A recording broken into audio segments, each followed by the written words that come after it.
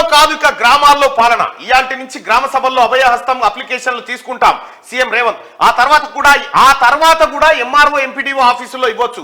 Ration card లేకున్నా స్కీమ్లకు apply చేసుకోవచ్చు. Ration కార్డుల కోసం దరఖాస్తులు కూడా తీసుకుంటాం.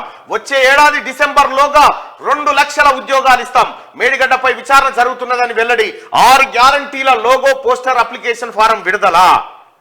ఒకప్పుడు ప్రజలకు సమస్యలు ఉండి ప్రభుత్వం దగ్గరకు వస్తే గడీలు అడ్డుగోడలుగా ఉండేవని, కానీ ఇప్పుడు ప్రభుత్వమే ప్రజల వద్దకు వెళ్తున్నదని సీఎం రేవంత్ రెడ్డి అన్నారు. గత బీఆర్ఎస్ ప్రభుత్వం ప్రజలకు అందుబాటులో లేదు. అందుకు ప్రజావాణిలో వచ్చిన 24,000 ఫిర్యాదులే ఉదాహరణ. గతంలో గడీల మధ్యనే పాలన నడిచింది. మేమిప్పుడు ఆ గడీల గోడలు దాటి ప్రజల వద్దకు వెళ్తున్నాం. నిస్సహాయకులకు సాయం చేయడమే మా ప్రభుత్వ లక్ష్యం. తండాలు గూడాలలో ఉన్న నిరుపేదలకు పేదలకు పథకాలు అందించేందుకు ప్రజాపాలన గ్రామ సభలు ఏర్పాటు చేస్తున్నామని చెప్పి ఆయన తెలిపారు. ఇగో మాజీ సీఎం కేసీఆర్ అనవసరపు ఖర్చులతో ప్రజాధనాన్ని దుర్వినియోగం చేశారని సీఎం రేవంత్ రెడ్డి మండిపడ్డారు. ఆయన 3వ సారి గెలిస్తే తిరిగేందుకు 22 క్రూజర్ కార్లు కొని దాచారని తెలిపారు. కాన్వాయ్ కోసం నేను కొత్త బండ్లు కొనను, ఖర్చు పెట్టను అని ముందుగానే అధికారులకు చెప్పాను.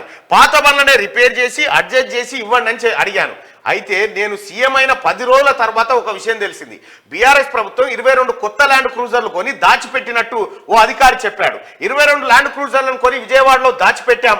మళ్ళీ అధికారంలోకి రాగానే తీసుకొద్దామని అనుకున్నాం. కానీ కేసీఆర్ నెత్తి మీద దరిద్రం ఉండి ఆయన ఇంటికి పోయిండని సదరు అధికారి నాతో చెప్పాడని రేవంత్ అన్నారు. అసలు ఇన్ని వందల వాహనాలు ఉన్నప్పుడు కొత్తవి అవసరమా అని ప్రశ్నించారు.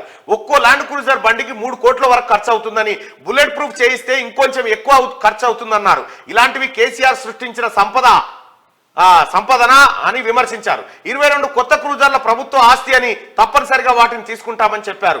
కేసీఆర్ 22 కొత్త ల్యాండ్ క్రూజర్లు కొని దాచిపెట్టిండని రేవంత్ రెడ్డి గారు బయటపెట్టిండు. ఏమంటామాయిగా నిజంగా ఇప్పుడు నిజంగా కేసీఆర్ తెలంగాణ బాపి అయితే, తెలంగాణ ప్రజల మనిషి అయితే, తెలంగాణ ప్రజల బాగోగులు చూసే మనిషి అయితే ఇంత బుల్లెట్ ప్రూఫ్ వాహనాలలో ఎందుకు తిరిగానే? పబ్లిక్లో తిరిగితే కాదా? పబ్లిక్లో తిరిగితే. ఇప్పుడు రేవంత్ రెడ్డి గారు నేను వస్తా ఉంటే మీరు పబ్లిక్ నాపకుర్రి, ట్రాఫిక్ నాపకుర్రి, వాళ్ళతో పాటు నేను కూడా పోతా ఆ ట్రాఫిక్లో అని చెప్పిండు. ఎందుకు?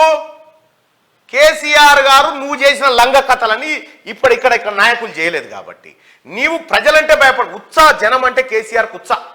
అందుకే 15 ఫీట్ల కంచె, ఎవరు రాకుండా 3 అంచెల భద్రత, ఈయన పోతుంటే కిలోమీటర్ అటు కిలోమీటర్ ఇటు ట్రాఫిక్ ఆపుడు.